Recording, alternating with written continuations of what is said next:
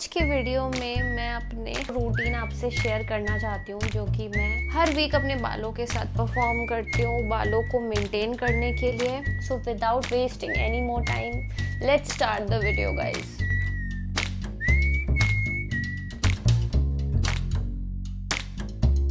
आज पता है बिल्कुल ही लेजी वीकेंड है और मेरे बाल इतने ऑयली हो गए हैं, डैंड्रफ दिख रहे हैं। और इसका रीजन ये कि मैं 8 दिन टाइम लगा लेती हूँ, कभी कभी 9 दिन भी हो जाता है, कभी कभी 10 दिन भी हो जाते हैं कि मैं शैम्पू ना करूँ कुछ भी। क्योंकि आप जानते ही हैं कि मेरे बालों में मैंने नैनोप्लास्टिया किया हुआ है, पहले तो हेयर कलर किया हुआ है, वो भी सीधा सीधा हेयर कलर नहीं किया हुआ है, प्री लाइटनिंग करके उसके ऊपर हेयर कलर किया हुआ है। तो सबसे पहली चीज जो मैं करने वाली हूँ वो है हेड मसाज।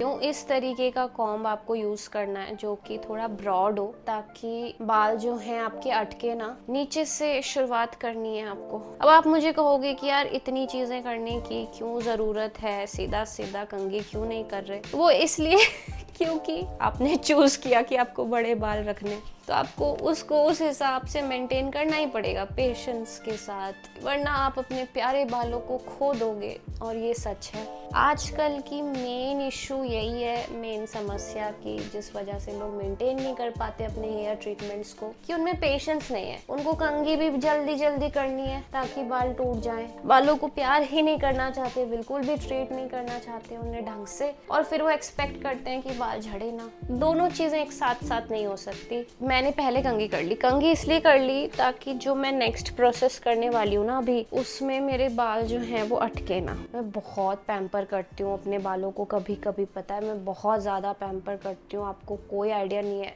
ऐसी बात नहीं है कि मैं बस यही काम करती हूँ पूरे दिन भर में और कुछ भी काम नहीं करती ऐसा कुछ नहीं है। यही तो रीज़न है ना कि मैं 10 दिन में एक बार शैम्पू करती हूँ या 9 दिन में एक बार। 2 वजहें हैं कि मैं क्यों 10 दिन में एक बार शैम्पू करती हूँ या 9 दिन में या 8 दिन में। इतने दिन जब तक आप रुकोगे नहीं, तब तक नेचुरल ऑयल सिक्रीट नहीं करेंगे। आपके स्किन के जो ग्लैंड्स है ना, वो नेचुरल ऑयल सिक्रीट नहीं करेंगे। और सबसे इम्पॉर्टेंट चीज़ जो आपके बालों को मेंटेन करने के लिए और आपकी हेयर ग्रोथ मेंटेन रहे, उसके लिए जो सबसे इम्पॉर्टेंट चीज़ होती है वो यही कि नेचुरल ऑयल जो है उसका नरिशमेंट मिलता रहे आपके बालों को, जो आप ही के सर से निकल रहा है। तो आजकल हम क्या करते हैं, नेचुरल ऑयल को तो हम आने ही नहीं देते। क्यों? क्योंकि हमें हर 3 दिन में शैम्पू करना होता है। अब जो भी रीज़न हो उसके, आप कहेंगे कि हम पोल्यूशन में आना जाना करते हैं, हमें बालों में खुजली होती है इसलिए हम कर लेते हैं। तो यार आप चाहो आप 10 तरीके के बहाने दे सकते हो, लेकिन अगर आपकी थोड़ी भी इच्छा है कि आप अपने बालों को मेंटेन करना चाहते हो, तो आपको फिर ध्यान रखना पड़ेगा कि आप जब भी बाहर जाओ पोल्यूशन के बीच में, तो आप अपने बालों को कवर करके जाओ। आपने वो टाइम नहीं दिया अपने बालों को और तुरंत आप बस शैम्पू ही कर रहे हैं, तो एक दिन आएगा कि शैम्पू के मैल के साथ साथ आपके बाल भी चले जाएंगे हमेशा के लिए, और आप कुछ नहीं कर पाएंगे। आपको समझ ही नहीं आएगा कि क्या हुआ है, और आप हमेशा की तरह नेचर को दोष दे देंगे या टेंशन को दोष दे देंगे या जगह के पानी को दोष दे देंगे, जो सबसे ज्यादा दोष देते हैं ना लोग। कि फॉर एग्जांपल मैं अभी पुणे में हूँ, तो आधे लोग जितने मेरे आसपास से गुजरते हैं ना, उनका यही रहता है, पुणे का तो पानी ही खराब है। आपको ये कंघी लेनी है और बस इस तरीके से अच्छे से आपको मसाज करते जाना है। यही है मसाज का मतलब। तो जो एजेस हैं वो शार्प नहीं होने चाहिए, ये एक चीज आपको ध्यान देनी है। दूसरी चीज, कंघी ब्रॉड होनी चाहिए। अब आपको ये प्रोसेस लगातार करती जानी है, ज्यादा भी नहीं। आप हर हफ्ते 5 मिनट 10 मिनट इतना भी कर लेंगे तो बहुत है। इससे होगा ये कि आपके जो स्कैल्प्स का ब्लड सर्कुलेशन वो बढ़ जाएगा अचानक से। तो ब्लड सर्कुलेशन ही वो वजह बनती है जो आपके बालों का झड़ना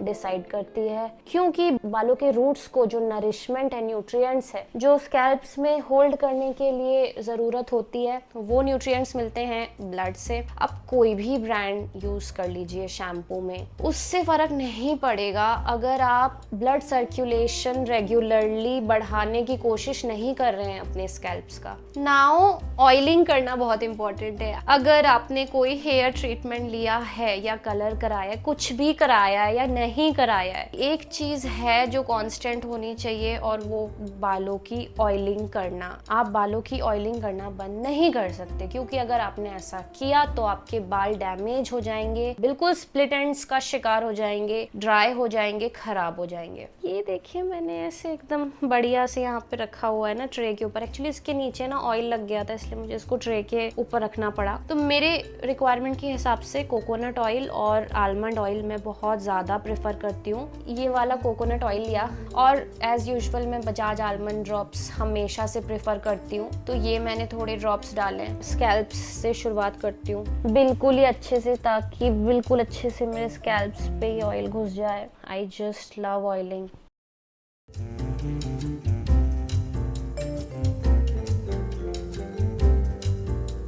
अब मैं अपने बालों में भी लगाने वाली हूँ इसको, पूरे टिप्स तक बालों के एक एक करके, क्योंकि ना कुछ भी छूटेगा ना अगर, वो बाल पर्टिकुलर जो हैं वो अननरिश्ड रह जाएंगे। ये देखो मेरे हाथ नीचे ऑयल रखा है, ठीक है, उसको ले लेके मैं ऐसे अप्लाई कर रही हूँ टिप्स में बालों के। उसमें तो बिल्कुल ड्राइनेस आ जाती है और सबसे पहले स्प्लिट एंड्स आते हैं, तो नीचे लगाना तो बहुत ज़्यादा ज़रूरी है। अब बहुत लोगों का ना डाउट रहता है कि अगर आपके ट्रीटेड बाल हैं, आपने केराटिन वगैरह कराई हुई है, तो क्या हेयर ऑयल लगाने से वो ट्रीटमेंट वियर ऑफ हो जाएगी? तो इसका जवाब है बिल्कुल नहीं, बल्कि वो मेंटेन ही करेगी, बालों को बहुत ज्यादा ड्राई नहीं होने देगी, जिस वजह से क्या रहेगा ना, आपका जो ट्रीटमेंट है वो मेंटेन रहेगा और अंदर का जो प्रोटीन है जो आपने ट्रीटमेंट के वक्त अप्लाई करवाया था आपके बालों में, तो वो उसको और रिटेन कर पाएंगे आपके बाल, क्योंकि स्ट्रांग हो जाएंगे आपके बाल, न्यूट्रिशियस हो जाएंगे आपके बाल। तो इतने सारे बाल झड़े मेरे, देखो इतने सारे। तो बाल झड़ना इज नॉर्मल, देखो थोड़े बाल तो झड़ेंगे ही। आपका एम होना चाहिए कि नए बाल ग्रो करें, इसीलिए आप ब्लड सर्कुलेशन बढ़ाते हो चम्पी के थ्रू या किसी भी मीन्स के थ्रू। अब आपको करनी है एक और स्टेप। अभी आपने ऑयल लगा लिया बालों में अच्छे से, अब आपको आपके स्कैल्प की चम्पी करनी है। Champi is very very important. Blood circulation भी बढ़ेगा, साथ ही साथ ऑयल जो है आपके स्कैल्प्स के अंदर भी घुसेगा अच्छे से, तो उससे आपके बालों की ग्रोथ जो है वो जल्दी जल्दी होगी। तो अभी फिलहाल मैं 30 मिनट्स तक इस ऑयल को एज इट इज रखने वाली हूँ और उसके बाद मैं शैम्पू करके आती हूँ और फिर आपसे मिलती हूँ।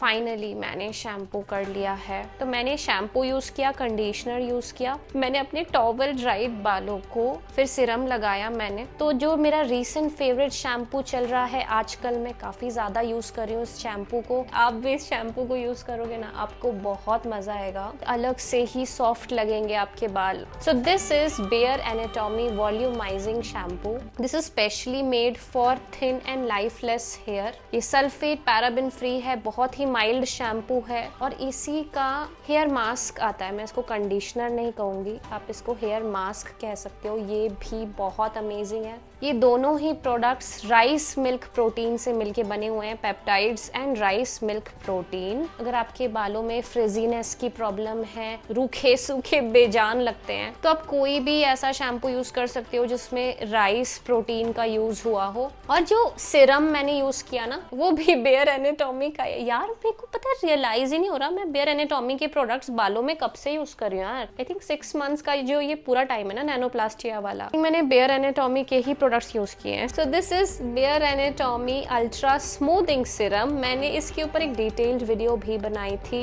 मैंने उसको इस हद तक यूज किया है ना कि आप इसका बॉटल देखो, पूरा फट गया है लिटरली। अगर मैं हेयर ऑयलिंग नहीं करती ना, तो ये जो एक फ्लफ दिख रहा है ना बालों में, एक मॉइस्चर दिख रहा है, बहुत ड्राई नहीं लग रहे होंगे आपको मेरे बाल इस वक्त, और एक मॉइस्चर दिख रहा है, वो इसी वजह से दिख रहा है कि मैंने ऑयलिंग की। So that was it for this video guys. अगर आपको ये वीडियो पसंद आया है तो प्लीज चैनल को सब्सक्राइब करना मत भूलिए एंड लाइक करके भी जाइए इस वीडियो को। मिलते हैं ऐसी किसी एक और वीडियो में। Till then take care of your skin, take care of your hair. Bye bye.